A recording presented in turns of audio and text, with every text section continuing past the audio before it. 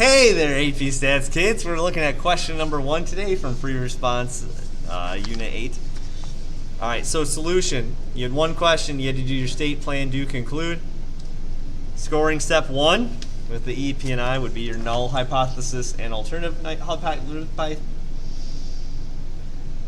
hypothesis.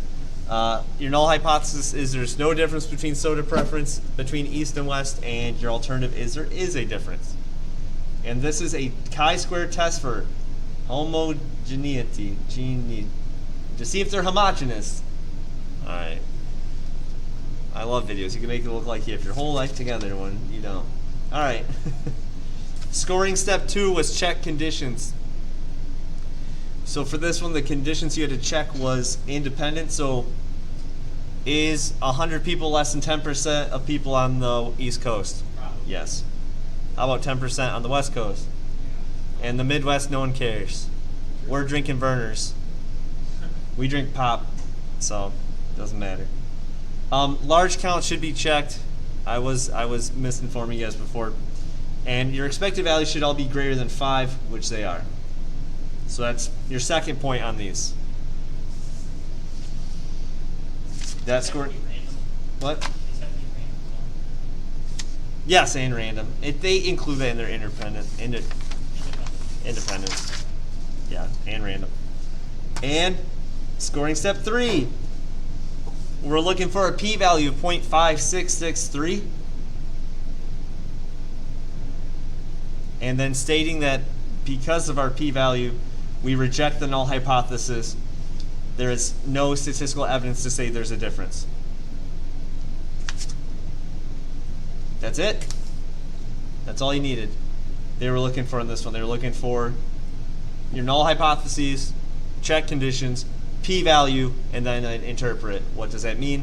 It means that we cannot say there's a difference between these two groups, which I hope just by looking at it, you can kind of tell that, I mean, this happens over 50% of the time. You get results similar to this, so. Well, that wasn't too bad. Just plug in your calculator using the matrices. Yeah. All right, this one. So if you see a two-way table, most of the time you think this can be a matrix style test, right? This one's not though, because how many samples did you take? How many samples did you take? 1. This is 1 sample. It's a 1 sample test, so it is a chi-square test for independence because there was 1 sample.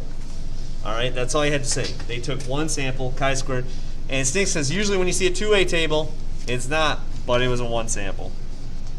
So that's how you determine the difference you take. 1 sample has to be an independence test. Okay. Yeah, and then 2 sample is. You're comparing, because if you're taking 1 sample, you're comparing it against expected, which they gave you. What's the goodness of fit one? Like, when do you do that?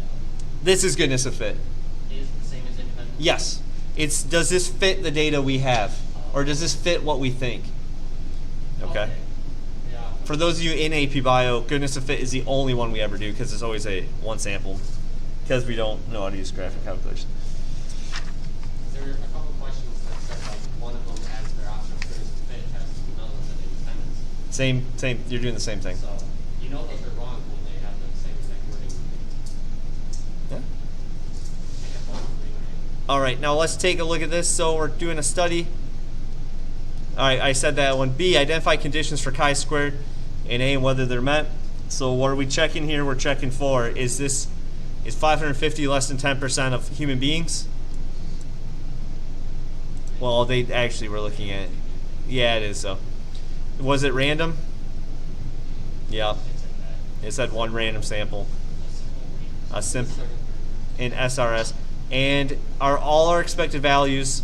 The hardest part of this one, the first time I did this one, was I'm like, how do I find the expected on this? And then I read it again. It said they're in the parentheses. So did anyone else do that? No, I actually plugged it in and checked my expected. I did. I'm like, oh, geez. But yeah, they're all over 5. So that was your conditions for B. And for C, they give you the Oh, you didn't even have to use it to calculate it, right? No. They give you the chi-squared value, and they're asking for degrees of freedom and the p-value. Now, for your degrees of freedom, you would do... Why am I not writing any of this? I guess it means you have to watch with your sound on. But for degree... Oh, Iterate Workspace isn't open. That's great. Never mind. This is going to be verbal. For degrees of freedom, you take your rows minus 1 times columns minus 1. So it'd be 2 times 3, which is 6. Your degrees of freedom were 6. There it is. Now, get out of my way.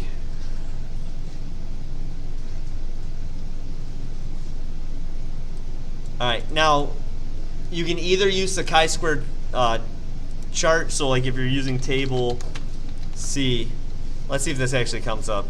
It does, I told. Whoa, table C. I'm happy this is working right now, right here. This is the best part of my day. I think you can always tab. No, because it's actually opening the thing. Because look, it's not an actual. Yeah. Yeah, it's there. That's a big one. Alright, whatever. You guys can see through it. You're Superman.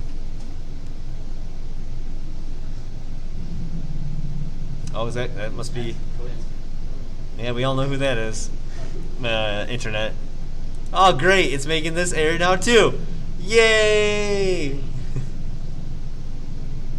Alright. This is awful. This is the worst video I've made in a while. Anyway, I guess... There we go. That's... I don't want that one. I want this one. I'll try it one more time. There we go. Where's my chi-squared one? No. No. This is riveting stuff, guys. Alright. Do they not? Alright, good talk.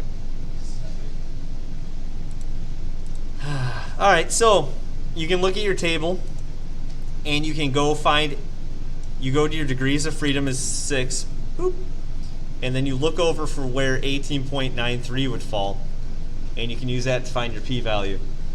Which, if you did it that way, you got between 0.0025 and 0.005, right? No. Well, then you have to 0.004 in your calculator, probably. 0.0, yes. If you used chi-squared CDF and you plugged in your 18.93 comma 6, you actually don't need lower and upper bound because it automatically does lower bound. Yeah. It will give you 0.004.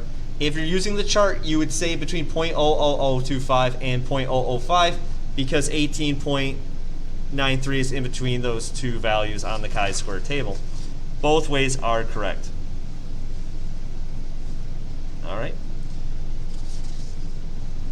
And they are not even asking you to make a conclusion, are they?